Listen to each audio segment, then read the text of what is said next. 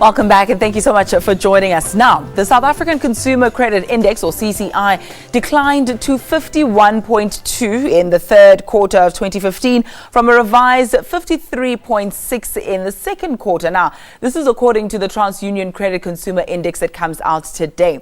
The index that measures consumer credit health. I know what you're thinking. We've just gone through month end, so you don't know those debit orders. Okay, so it says that the decline is the largest single quarter drop since the first quarter 2012 and is a fairly sharp reversal of the upward trend since the first quarter of 2013.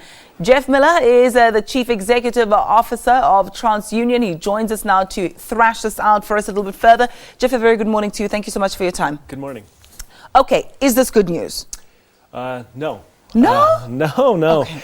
I think, anyone that's been watching the economic indicators have seen consumers are struggling to make ends meet. So what we're seeing is less consumers able to pay their debt.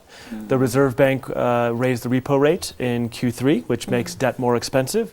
And while inflation is moderated, wage growth and job growth is just not there. So what we're finding is consumers are really, really struggling on a day-to-day basis.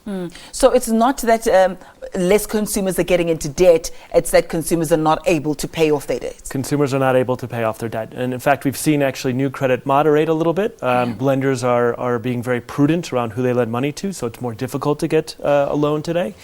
There's laws and legislation that require documentation, so it's really the consumers that have debt are really struggling to repay it. And how exactly do you measure CCI? Yeah, so we look at, so we correlate, or we get information from banks, retailers, telecommunications companies around debt repayment on an individual basis. So we look at that and say, are consumers able to pay their debt or not? We look at how much debt they're taking on, and then we mix that and merge that with economic indicators such as inflation, wage growth, the cost of credit repayment, and that basically allows us to construct the index. So while it's above 50, which means we're in an okay place, the latest downward trend means consumers are really feeling stress. I mean, perhaps this is a question not to you, but for politicians, whether or not this is a reason why we're seeing perhaps more protests and more people calling for a reduction of a number of fees, either the fuel price or electricity prices or fee prices, because consumers are indebted. Absolutely. They're indebted, and they're not necessarily seeing the job growth and the wage growth that's going to help them to get out of that. So I think it's a combination of things. We saw negative GDP results for Q2 and full year growth of 1.5. So that is that's not putting consumers in a place where they can, if they are under debt, that they can work themselves out of it.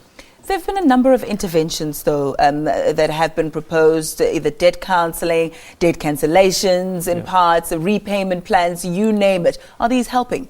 I think they're helping, but the overall economic conditions are muting the impact of those. So I think all of those are good initiatives. I think there's a select amount of consumers that are taking advantage of those. But at the end of the day, if you lose your job and you can't find another one, it doesn't matter what intervention takes, you're going to really struggle to pay your bills. So I think those are all good initiatives, but I think the overall economic conditions are really going to unfortunately keep consumers in a fairly constrained space. All right, in about 10 seconds or so, what's the way forward? What do we do?